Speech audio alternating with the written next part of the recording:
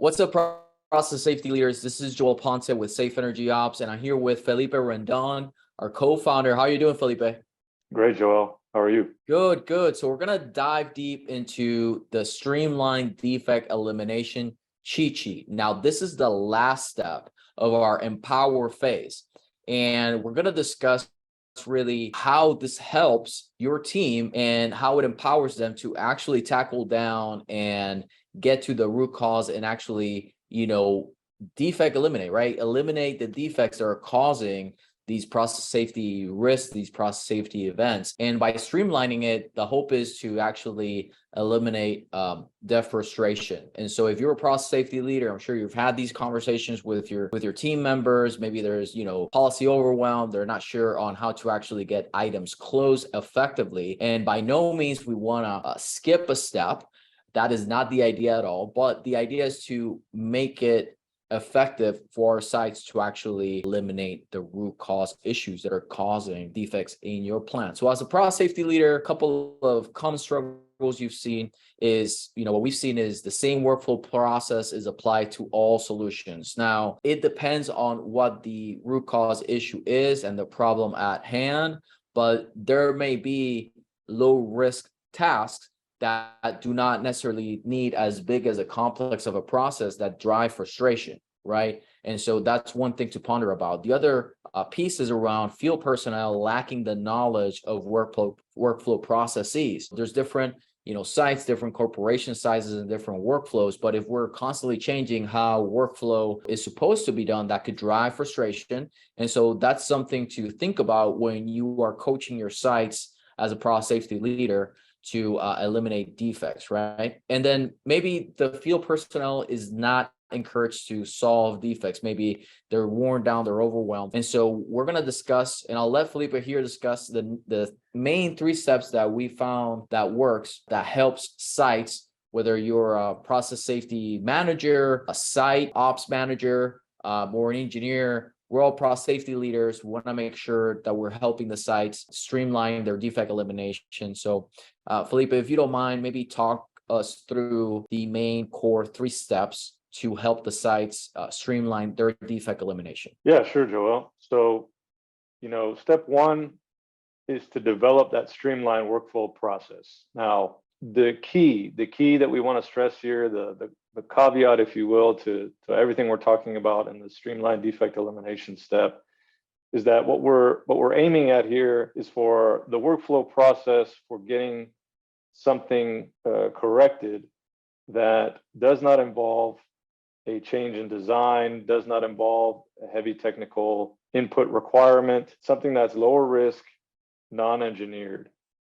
The reason is process safety incidents over history have occurred because of changes that were made to a process without proper technical review, and changes that ultimately created risk because they altered the design, they involved the wrong specification of material in a high risk process or a high risk component of the process. From these incidents was born the management of change process or policy that most companies now implement, now is required by regulation, that companies have a management of change process. And we are not advocating that you bypass that when it's needed, that you bypass any of those measures of review and protection. What we're targeting here are those changes, those corrections that are replacement in kind, that are low risk in nature, deal with a part of your process that doesn't have hazardous substances perhaps, or very low hazard. And what we found, in many sites is that the process for getting something done, for getting something corrected in those components of the process is exactly the same as for your high risk changes. And often, of course, you can imagine they're multi-layered. And so what can happen is that the workforce can, over time, begin to feel disempowered. They can begin to feel like they really just don't understand the process, or there's so many pieces to it that they feel discouraged to even take that first step because of how lengthy it's going to be, or they feel like, well, it's going to take so long to get done. Kind of, well, we'll just make it work with what we've got right now. The sad a sad point to get to that point, but it has been a reality at some sites that we've talked to in different industries. And so this is getting at that. This is getting at how do we streamline in a way that allows the workforce to become motivated to take more action against defects, to be motivated to reduce those defects, take those steps. If they have more influence over how that defect elimination process progresses, of course they're going to be more motivated. Just that human nature.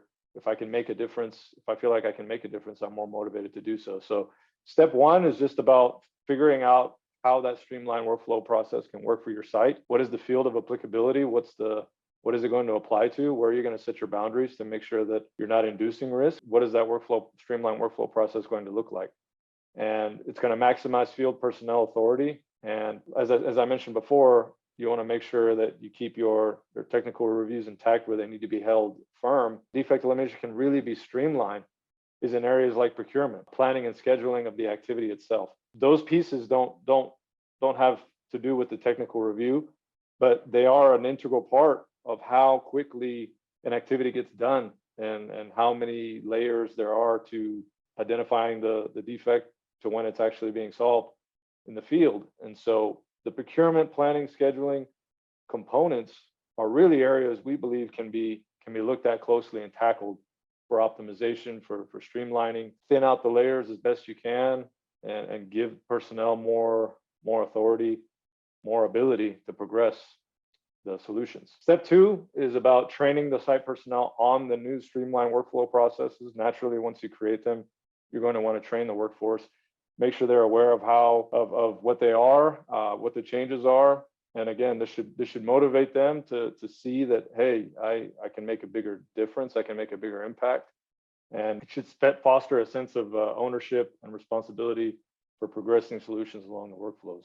And finally, step three, once you've created the streamlined workflow process, you've trained the personnel, now you're going to want to continually encourage them to go ahead and solve defects, of course, while respecting the proper control of work procedures. A defect is identified by an operator, by a technician. They, of course, should be hopefully more motivated because they understand the streamlined workflow process makes sense to them, to initiate that workflow process, carry it as far as they can. You know, the key is you want to make sure that they don't go a little too far maybe and I can do it right now. I can replace this valve and it'll be done within the half hour. Of course, we have our control of work processes, permit to work process that must be followed as well.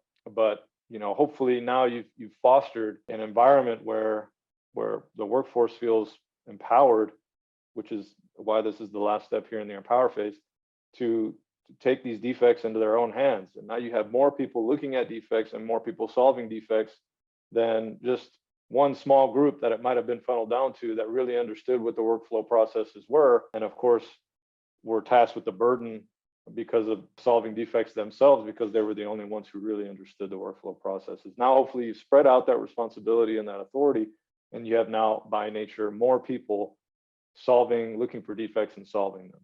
And so those are the three steps there to the streamlined defect elimination process. Amazing.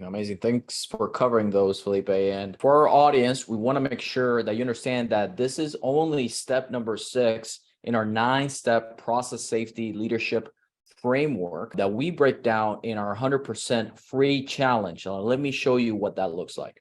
So this is right here, the Safe Energy Ops Process Safety Leadership Framework. We just went over streamlined defect elimination. This is one of the 9 key steps that we found to work and help PSM sites drive process safety leadership for lower process safety risk and higher production uptime.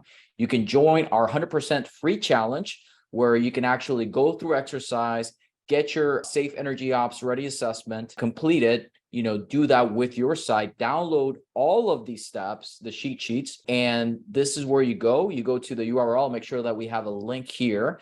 And finally, if you believe that you are ready to take the process safety leadership to another level in your site, we help companies do just that, implement these concepts and make sure that they're equipped. You can schedule a call at safeenergyops.com/call. With that said, thanks for watching and make sure to keep your site safe Until next time, we'll see you on the next video. Take care. Yeah. See you guys later.